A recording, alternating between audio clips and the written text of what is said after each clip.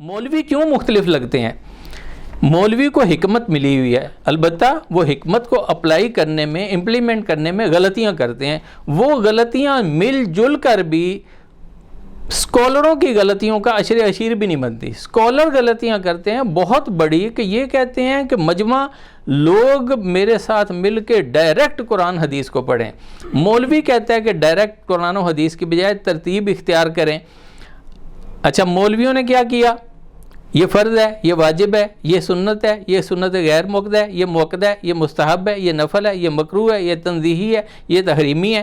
مولویوں نے درجہ بندی کر دی، یہ اس کے خلاف کھڑے ہو جاتے ہیں۔ یہ مولوی کون ہوتا ہے؟ مولوی کیا کرتے ہیں؟ وہ اتنی حکمت اختیار کرتے ہیں۔ اچھا، حکمت کی کچھ مثالیں آپ کو بتاتا ہوں، آپ کو بھی سن کے مزہ آئے گا۔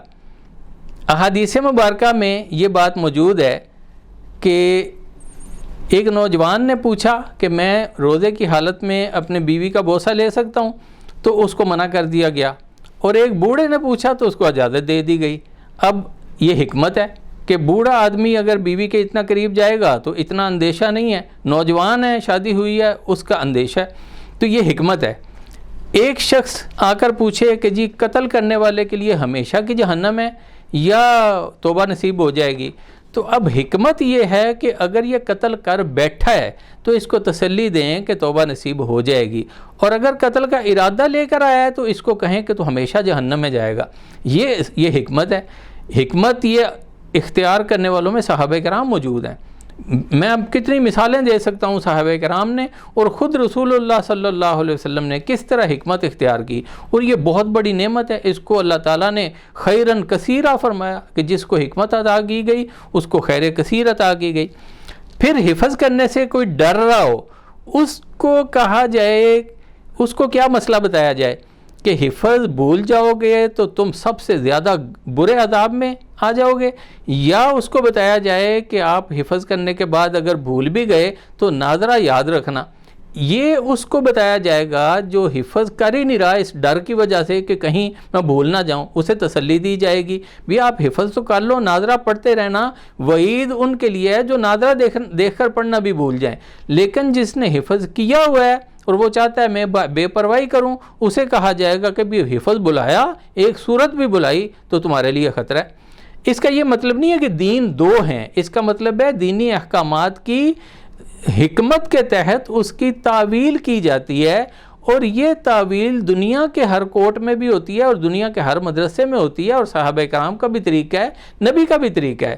یہ ایسی چیز نہیں ہے کہ اس میں مختلف اینگل ہوتے ہیں دیکھنے کے، رزلٹ کے۔ مفتی کا فتوے کا مقصد یہی ہوتا ہے۔ اسی طرح سے ہم اہل سنت والجماعت یہ حکمت اختیار کرنے والوں میں تھوڑا اوپر ہیں، اور اہل حدیث حضرات وہ اس منہج کے زیادہ قائل نہیں ہیں۔ یہ شروع سے چل رہا ہے، اہل حدیث اور اہل الرائے بعد میں اہل سنت والجماعت اور مختلف فقہی مسالک بنے۔ اہل حدیث جو ہیں وہ حدیث پاک کو دیکھ کر وہ کہتے ہیں ہم تو حدیث کے پیچھے چلنے والے ہیں، ڈائریکٹ حدیث کے پیچھے چلتے ہیں، اور ان دونوں میں یہ اختلاف ابھی تک چل رہا ہے۔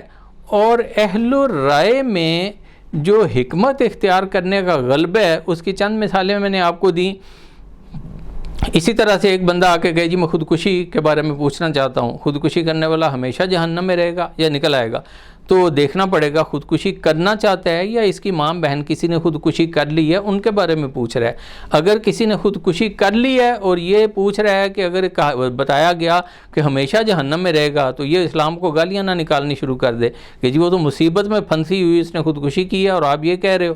اور اگر یہ خودکشی کرنا چاہتا ہے تو اس کو بتایا جائے گا ہمیشہ جس چیز سے خودکشی کرو گے اسی سے کرتے رہو گے تم قبر میں، ہمیشہ جہنم میں۔ تو یہ بھی حکمت ہے۔ بہت سے مسائل میں جو اختلاف ہے نا، اختلاف کو رحمت کہا گیا۔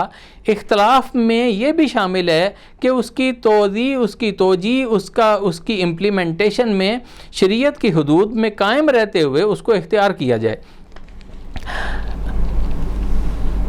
ایک حکمت اہل سنت والجماعت میں یہ بھی ہے کہ رسول اللہ صلی اللہ علیہ وسلم کو اللہ نے جو تنبیہ فرمائی قرآن پاک میں، اس تنبیہ کو بولڈ انداز میں نہیں بیان کرنا۔ بریلوی ہمارے اکابر تو اس کو بیان کرنے سے ہی منع کریں گے کہ اللہ تعالیٰ نے ڈانٹا ہے، تو آپ کون ہوتے ہو مجمع میں بیٹھ کے ڈانٹنے والے؟ اور دیوبندی حضرات اگر بات کریں گے بھی تو ایسے الفاظ میں کہ اللہ تعالیٰ نے اپنے پیارے حبیب صلی اللہ علیہ وسلم کو اس بات پہ تنبیہ فرمائی، اس پہ ان کی اصلاح فرمائی، اس طرح سے کریں گے۔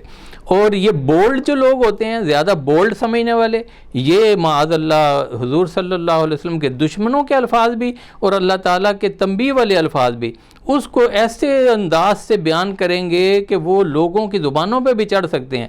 جیسے مرزا صاحب نے کہہ دیا کل کا چھوکرا، اب یہ کل کا چھوکرا والا الفاظ کو وہ اتنے لمبے دلائل لکھ کے ثابت کرنے کی کوشش کر رہے ہیں کہ کل کا چھوکرا جو ہے، چھوکرا تو بیٹے کو بھی کہتے ہیں، تو بھی آپ کل کا بیٹا کہہ دیتے، آپ کل کا نوجوان کہہ دیتے۔ آپ کو کس نے کہا کہ انہوں نے چھوکرا ہی کہا تھا؟ اگر آپ کہتے ہیں کہ انہوں نے حقارت سے چھوکرا کہا تھا تو آپ نے مان لیا کہ چھوکرا حقارت والا لفظ ہے، اور اگر آپ کہتے ہیں کہ نہیں انہوں نے حقارت سے نہیں کہا تھا، ان کا مطلب تھا نوجوان لڑکا، تو آپ نوجوان لڑکا کہتے، آپ ساتھ اشارہ کر کے کہہ رہے ہیں کل کا چھوکرا، تو انداز بھی ایسا ہے۔ اب آپ بتائیے نوجوان اگر کہیں بیٹھ کے کہہ رہے ہوں نبی پاک صلی اللہ علیہ وسلم کل کے چھوکرے، تو آپ ان سے پوچھیں تو وہ کہیں مرزا صاحب ہم دشمنوں کی بات کر رہے ہیں، ہم تھوڑی کہہ رہے ہیں، تو آپ کیا کہیں گے؟ پھر ان کو چھوڑ دیں گے؟ یہ تو وہ الفاظ ہیں جن کو لے کر آپ صلی اللہ علیہ وسلم کے دشمن بہانہ بنا کے کہہ سکتے ہیں جی ہم نے دشمن کے الفاظ کوٹ کیے ہیں۔ یہ تو پھر ہر بندہ ڈیفینڈ کر سکتا ہے۔ اہل سنت والجماعت کا کوئی عالم کوئی ثابت کریں کسی نے اس طرح کے الفاظ میں رسول اللہ صلی اللہ علیہ وسلم کا تذکرہ کیا ہو۔ ہاں اہل حدیث کے ایک حافظ جو انہوں نے ویڈیو چلا دی کہ انہوں نے بھی کہا تھا، انہوں نے کہا ہے تو وہ بھی ہم کہتے ہیں غلط ہے۔ تو حکمت جو اختیار کرنے کا غلبہ ہے یہ مدارس علماء میں ہے، اور اسکالر کے اوپر غلبہ ہوتا ہے کہ کھل کے بیان کرنا، سب کو ہاتھ میں قرآن دے دو، حدیث دے دو، اور مولویوں نے جو دین چھپایا ہوا ہے یہ سب کو بتا دو۔ ان کے اندر دماغ میں یہ ایک بس وہ گھس جاتا ہے کہ مولوی نے دین چھپایا ہوا ہے۔ مولوی نے دین چھپایا نہیں ہوا، مولوی نے دین کو حکمت کے ساتھ پہنچانے کی سر پہ ذمہ داری لی، اور اللہ نے ان کو قبول کیا، اور ان کے اللہ نے ساری دنیا میں ان کو دین کے لیے مضبوط اور ثابت قدم کر دیا۔